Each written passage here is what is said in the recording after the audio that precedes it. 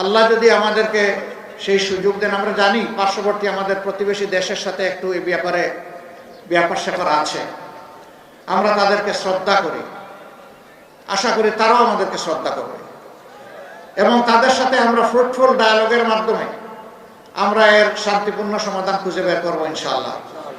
কারণ আমার দেশ রক্ষার অধিকার আমার, এই দায়িত্ব আমাকে নিতেই হবে। এই দায়িত্ব অগ্রাহ্য করে আমরা চলতে পারবো না। ফেনীতে মানসম্মত একটা স্টেডিয়াম নাই। আজকে আমরা যেখানে ল্যান্ড করলাম সেটা ফেনীর স্টেডিয়াম। ফেনী একটা প্রসপারাস জেলা, বাংলাদেশের অর্থনীতিতে ফেনীর বিশেষ অবদান আছে। বিপুল সংখ্যক মানুষ দেশের বাইরে থাকেন, তাদের পাঠানো রেমিটেন্স বাংলাদেশের একটা বিশাল অংশ জুড়ে আছে। ফেনীবাসীকে ফেনীবাসীর পাওনা দেব ইনশাআল্লাহ। এই স্টেডিয়ামকে মানসম্মত আন্তর্জাতিক খেলার ভেন্যু হিসাবে তৈরি করা হবে ইনশাআল্লাহ, যাতে এখানকার যুবকরা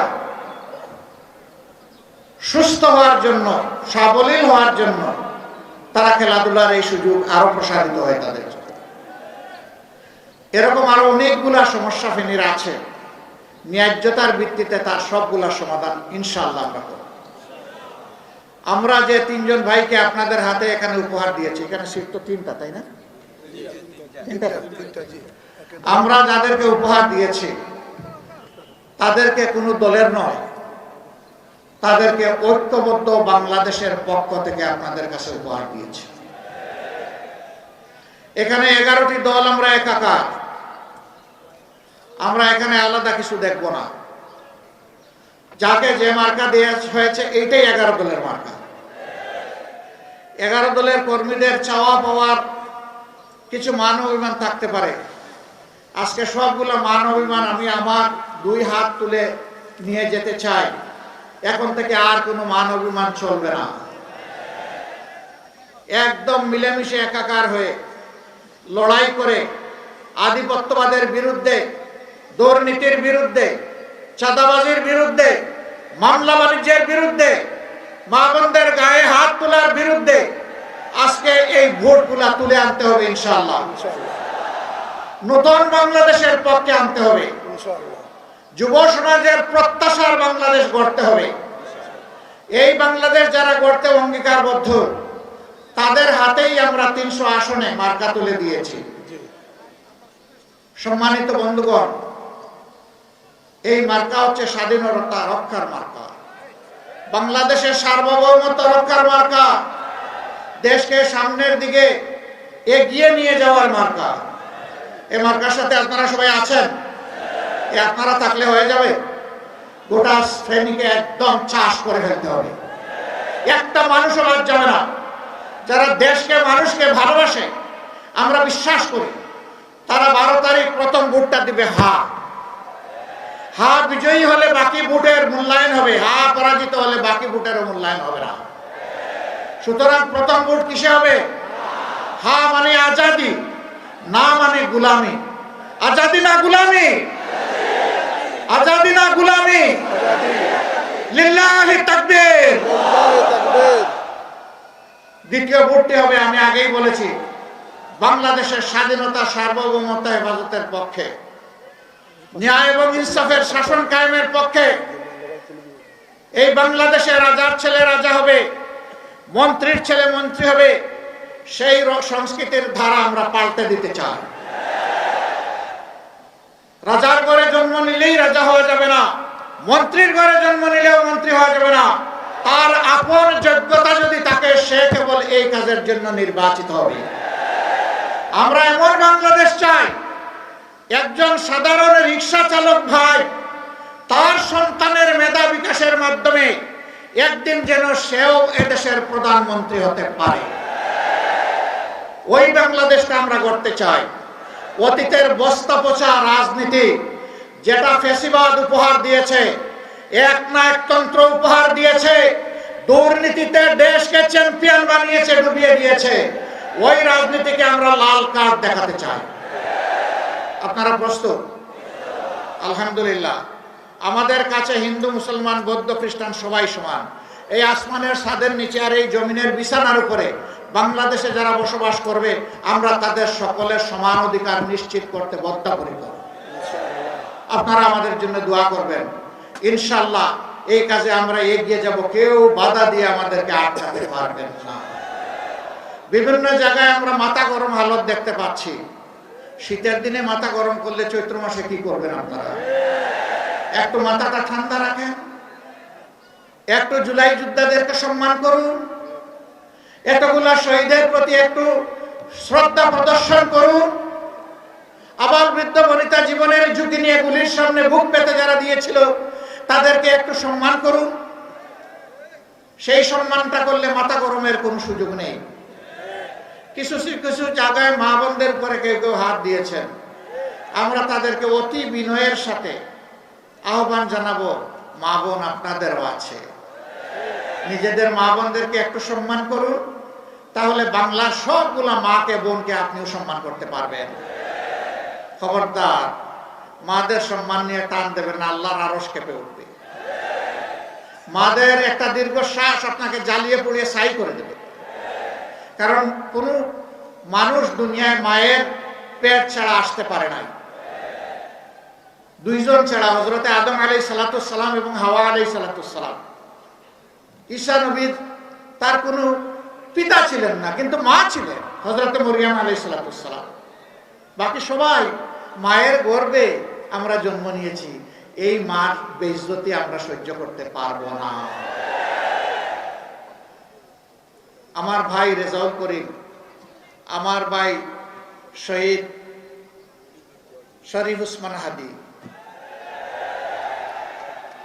কি দোষ ছিল তাদের? আবু সাইদের কি দোষ ছিল? যেই ছেলেটি দাবি আদায়ের জন্য রাস্তায় এসে বলেছিল, হয় আমার অধিকার দে, না হয় আমাকে একটা গুলি দে। ডানা পেতে বলেছিল, বুকের ভিতরে তুমুল ঝড়, বুক পেতেছি, গুলি কর। 1, 2, 3 গুলি করেছে। আবু সাইদ দৌড় দেয়নি, কারণ বীরেরা পালায় না, বীরেরা মোকাবিলা করে এগিয়ে যায়, জাতিকে পথ দেখায়, আলো ছড়ায়, বীর জন্ম দিতে মাদেরকে উৎসাহিত করে। মহাপ্রভুর দরবারে দোয়া করে, আল্লাহ বাংলাদেশের মায়েদের পেটে সাধারণ সন্তান নয়, প্রত্যেকটি মায়ের গর্ভে তুমি বীর জন্ম দিয়ে দাও। এই বীরেরাই বাংলাদেশ গড়ে তুলবে ইনশাআল্লাহ। যুব সমাজ, আমরা বন্ধু তোমাদের হাতে বেকার ভাতা তুলে দিতে পারবো না। বেকার ভাতা তুলে দিয়ে তোমাদেরকে অপমানিত করতে চাই না। তোমাদের প্রত্যেকটা হাতকে দেশ গড়ার কারিগরের হাতে পরিণত করতে চাই, এবং তোমাদের হাতে আমরা মর্যাদার কাজ তুলে দিতে চাই। সেদিন প্রত্যেকটা যুবক যুবতী দাঁড়িয়ে নিজের বুকের দিকে ইশারা করবে, আমি বাংলাদেশ, এদেশ আমার, এদেশ আমি গড়ব, এদেশের জন্য দিয়েই চলবো। এদেশ আমাকে যা দিবে আলহামদুলিল্লাহ, কিন্তু আমি আমার সব কিছু উজাড় করে এই দেশকে দেব। আমি বসে বসে বেকার ভাতা খাবো না।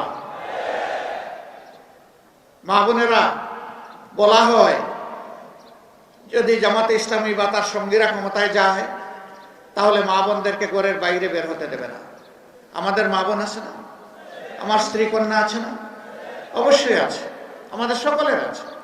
তারা কি ঘরেই বসে আছে, নাকি কিছু দুনিয়ার সাথে অনেক কিছুতে অবদান রাখে? অবশ্যই অবদান রাখে। তারা যদি ঘরের বাইরে গিয়ে অবদান রাখতে পারে, তারা যদি উচ্চশিক্ষা নিতে পারে, তারা যদি দক্ষ নাগরিক হিসাবে গড়ে উঠতে পারে, বাংলাদেশের প্রত্যেকটা মাকে আমরা সেইভাবে গড়ে তুলবো ইনশাআল্লাহ। ঘরে চলাচলে এবং কর্মস্থলে 3 জায়গায় 2টা জিনিস অগ্রাধিকারের ভিত্তি আগেই আমরা নিশ্চিত করবো ইনশাআল্লাহ। একটি হচ্ছে মায়ের মর্যাদা, আরেকটি হচ্ছে তাদের অবশ্যই আমরা নিরাপত্তা নিশ্চিত করব। এই 2 জিনিস এখন নেই, আমরা বদ্ধপরিকর, ইনশাআল্লাহ আমরা এটা করব। যারা এই কথাগুলো ছড়ায় তারা ইতিমধ্যে টের পেয়েছে মারা কোন দিকে তাকিয়ে আছে। মাদের দৃষ্টি এখন মুক্ত নতুন বাংলাদেশের দিকে, পরিবর্তনের বাংলাদেশের দিকে। আমি আশ্চর্য, একজন বোন তিনি কাপড়ে চুপড়ে অন্যরকম। তাকে সাংবাদিক বন্ধু প্রশ্ন করেছে যে আপনি কাকে চান আগামীর ক্ষমতায়? তিনি বলছেন জামাত। জামাত হলে আপনি এই ড্রেস পরতে পারবেন? বলে পরবো না,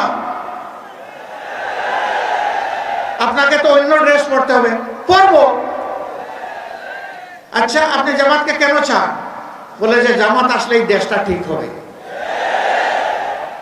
আবার জিজ্ঞেস করেন উনি যে জামাতের কোন কাজটা আপনার ভালো লাগে? কয় জামাতই আমার ভালো লাগে। হোলসাম, পুরাটা, আলাদা কিছু না। আমরা মায়েদের প্রতি গভীর কৃতজ্ঞতা জানাই। এই যে মায়েরা আমাদেরকে এইভাবে তাদের হৃদয়ে জায়গা করে দিয়েছেন, তাদের এই যে দোয়াটা, এটা আমাদের শক্তি।